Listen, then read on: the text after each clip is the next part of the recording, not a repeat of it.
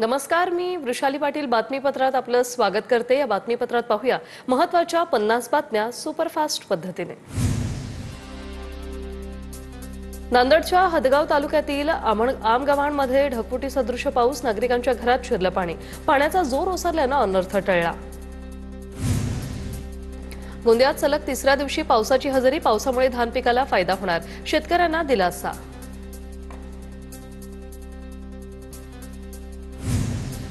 यवतमाळमध्ये मुसळधार पाऊस, बोदबोडण लगतच्या नाल्याला पूर, एसटी महामंडळाची बस अडकल्याने प्रवाशांचे हाल। बीडच्या परळी शहरात पावसाचं पुनरागमन, समाधानकारक पाऊस झाल्याने नागरिकांना उकाड्यापासून दिलासा, मात्र नागरिकांना अजूनही मोठ्या पावसाची प्रतीक्षा। हिंगोलीतील महामार्गाचं पाणी कळमनुरी शहराच्या तिरुपती नगरमध्ये शिरलं, घरात पाणी शिरल्याचा व्हिडिओ व्हायरल। अमरावती जिल्ह्यात तब्बल 15 दिवसांनंतर पावसाची हजेरी, पावसामुळे पिकांना जीवदान, शेतकऱ्यांना दिलासा। पुणे शहरात पुढील 2 दिवसात पावसाची शक्यता, मेघगर्जना आणि विजांच्या कडकडाटासह हलक्या स्वरूपाचा पाऊस पडण्याचा अंदाज। बीड जिल्ह्यात कालपासून दमदार पाऊस, पिकांना पुरेसं पाणी मिळाल्याने शेतकरीही सुखावला, पावसामुळे नद्या नाले प्रवाहित। अकोल्यात रात्री जोरदार पावसाची हजेरी, सोसाट्याच्या वाऱ्यामुळे रेल्वे स्टेशन परिसरातील मंडपही पडला। जळगावच्या भुसावळमधील हतनूर धरणाचे 4 दरवाजे उघडले, हतनूर धरणातून तापी नदीपात्रात 4000 क्युसेकने पाण्याचा विसर्ग। जालना जिल्ह्यात कालपासून ढगाळ वातावरण, तापमानात 2 ते 3 अंशांनी घट, आठवड्याभर हलक्या पावसाची शक्यता।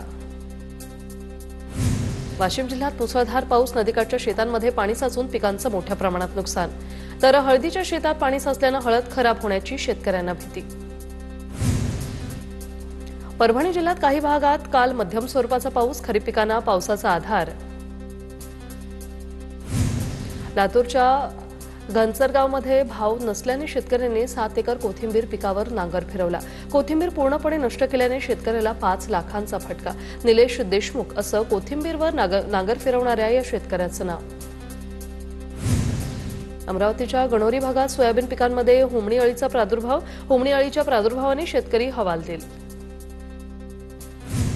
अकोल्याच्या बार्शीटाकळी तालुक्यात खरीप पिकावर होमणी अळीचा प्रादुर्भाव, शेतकऱ्याचं मोठं नुकसान, उभ्या पिकावर नांगर फिरवण्याची वेळ। जालन्यात पाऊस आणि ढगाळ वातावरणामुळे पिकांवर विविध रोगांचा प्रादुर्भाव, शेतकऱ्यांना महागडी औषधं फवारण्याची वेळ।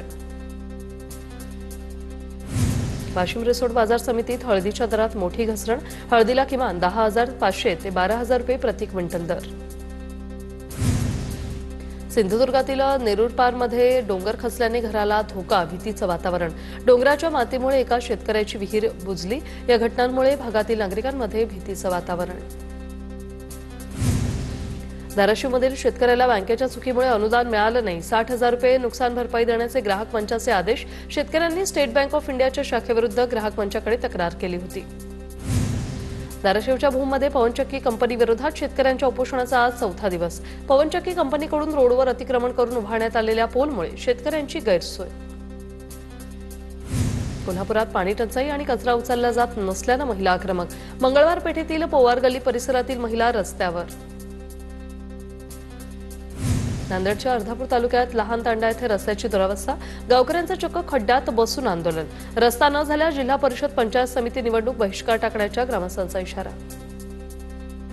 पुण्याच्या वाघोलीतील अवहळवाडी रस्त्यावर असलेल्या मोबाईल टॉवरवर तरुणांचं आंदोलन, शासकीय जागा नावावर करण्याची तरुणाची मागणी, आंदोलक अमोल धोत्रेला मोबाईल टॉवरवर खाली उतरवण्याचं यश।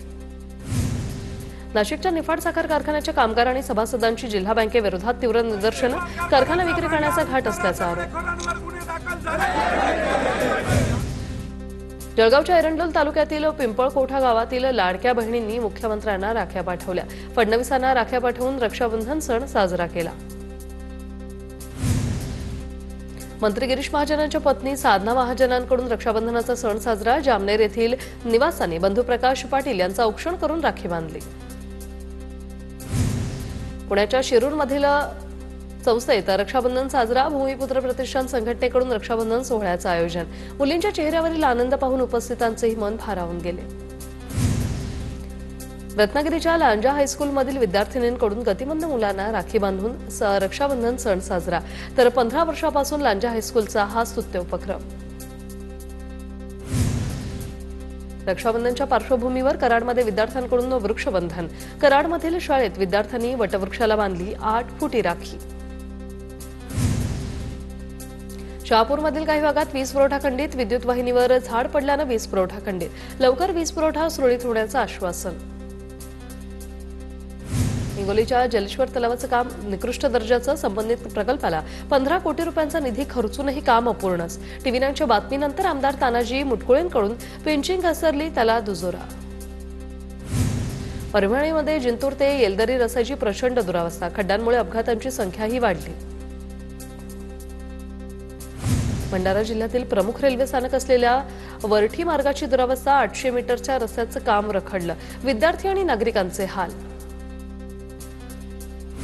जागतिक आदिवासी दिनानिमित्त धुळ्यातील आदिवासी मुलामुलींच्या वसतिगृहातील विद्यार्थ्यांची रॅली. पारंपरिक वेशभूषा परिधान करत आदिवासी समाजाचं संवर्धन संगोपन करण्याच्या उद्देशाने जनजागृती. साताऱ्याच्या कोरेगावमध्ये कुरेशी समाजाकडून विविध मागण्यांसाठी तहसीलदारांना निवेदन. 7 जनावरांच्या वाहतुकीसाठी असलेला परवाना नियम 10 जनावरांपर्यंत करावा, कुरेशी समाजाची मागणी. माजी मंत्री मधुकरराव चव्हाणांची तुळजापुरातील जलजीवनच्या कामाच्या चौकशीची मागणी. मंत्री गुलाबराव पाटील यांच्याकडे पत्राद्वारे मागणी केली. अधिकारी आणि मुकादम भ्रष्टाचार करत असल्याचा चव्हाणांचा आरोप. अकोल्यात उपमुख्यमंत्री एकनाथ शिंदेंचा दौरा. एकनाथ शिंदेंच्या उपस्थितीत जागतिक आदिवासी दिनानिमित्त विविध कार्यक्रमांचं आयोजन. पारंपरिक वेशभूषेत नृत्य, ढोलताशा, लेझीम आणि आदिवासी कलांच्या माध्यमातून दिन साजरा. मराठा नेते मनोज जरांगे आज पुण्यातल्या भोर तालुक्याच्या दौऱ्यावर. दौऱ्यादरम्यान भोर तालुक्यातील रायरेश्वर किल्ल्याला दिली भेट. भंडारा नगर परिषदेच्या मुख्य दारावर दारूच्या बाटल्या आढळल्या. नगर परिषदेत दारूची पार्टी होती की काय, नागरिकांकडून प्रश्न उपस्थित. मुख्याधिकाऱ्यांसह नगर परिषद प्रशासनाच्या भूमिकेवर प्रश्नचिन्ह. जळगावच्या मुक्ताईनगरमध्ये ग्रामीण रुग्णालयातील सुरक्षा रक्षक मद्यधुंद अवस्थेत. आमदार चंद्रकांत पाटलांनी कानउघडणी करत सुरक्षा रक्षकाला पोलिसांच्या स्वाधीन केलं. सुरक्षा रक्षकांना रुग्णांसोबत हुज्जत घातल्याचा प्रकार.